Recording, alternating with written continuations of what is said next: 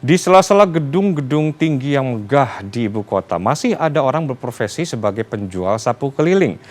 Di usianya yang tak lagi muda, Liana harus berjalan jauh demi mendapatkan rezeki untuk menghidupi keluarganya di kampung. Simak kisahnya dalam Inikah Takdir berikut ini.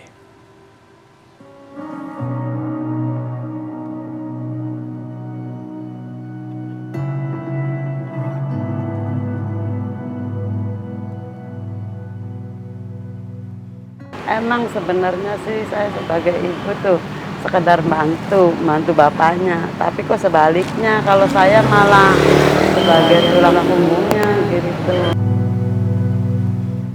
Di tempatnya tinggal di Jalan Setiakawan, Kelurahan Duripulo, Jakarta Barat ini, Liana menyiapkan dagangan setiap pagi. Tempat ini bukan rumah Liana sendiri, melainkan milik bosnya yang juga merupakan pemilik barang-barang dagangan ini. Wanita 52 tahun ini berjualan sapu berkeliling kota sejak 1992. Rute Liana berjualan tak main-main.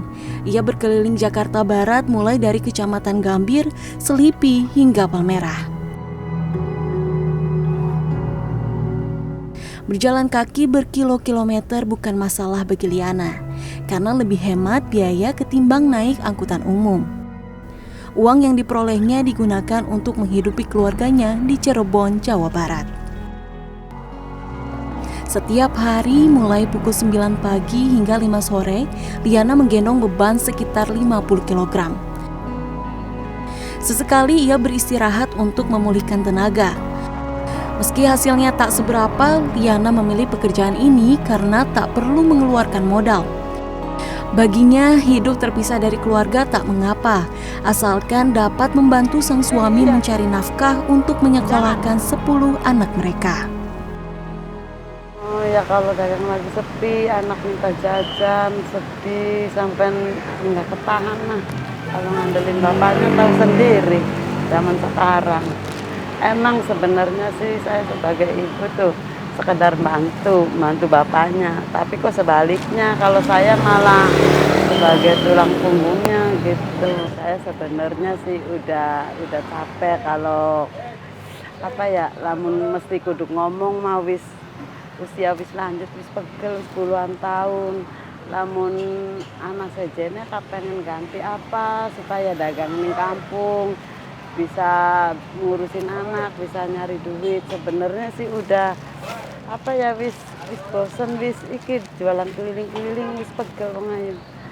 Gimana ya mesti siji ya tenang duit iku ya wong ayo. Rindu kepada keluarga tentu tak terelakkan, apalagi putra bungsu Liana yang baru berusia 7 tahun kerap memintanya pulang. Tak banyak yang bisa dilakukan Liana. Bekerja demi mendapatkan rezeki adalah caranya mewujudkan cinta kasihnya sebagai seorang ibu untuk anak-anaknya. Ya lebih sedih banget, cuman harus gimana lagi. Kalau misalnya ditungguin berarti kan nggak sayang sama anak. Walaupun bisa kalau saya banting tulang demi anak kan namanya kasih sayang. Orang ibu kan ini padahal mah yang nggak tega kalau ditinggal. Mi pulang aja mi, balik yang konang, durung oli duitnya mau balik ke. Soalnya kan duitnya dikirim-kirimi bae. Ya. Liana pernah mendapat paling banyak Rp200.000 dalam sehari. Berapapun yang ia peroleh, hanya sedikit yang masuk kantongnya, sebab Liana harus menyetor modal kepada pemilik barang. Liana sendiri hanya menerima 30-40%. Keuntungan yang diambil Liana dalam satu barang hanya Rp500 hingga Rp3.000. Meski tak seberapa, Liana merasa beruntung masih ada yang mau membeli dagangannya, sekalipun hanya karena iba. Memang selalu beli ya Bu? Beli ya? sama di sini, tanya aja inilah. Alasannya kenapa sih Bu beli sama Ibu Liana? Ya gimana ya, saya nggak tega juga, nggak tega gitu. Karena Banyak kasihan. Tapi barang-barangnya selalu butuh ya. Liana pulang ke kampungnya 4 hingga 5 bulan sekali. Untuk itu, ia harus membatasi pengeluaran pribadinya agar dapat menabung untuk sesering mungkin pulang kampung bertemu keluarga.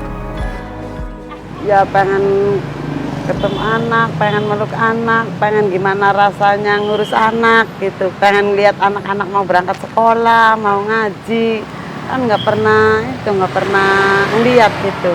Yang ada pikiran kan cuman hanya nyari duit biar anak bisa jajan, bisa ya sama kayak yang lain lah, pengen apa bisa gitu aja.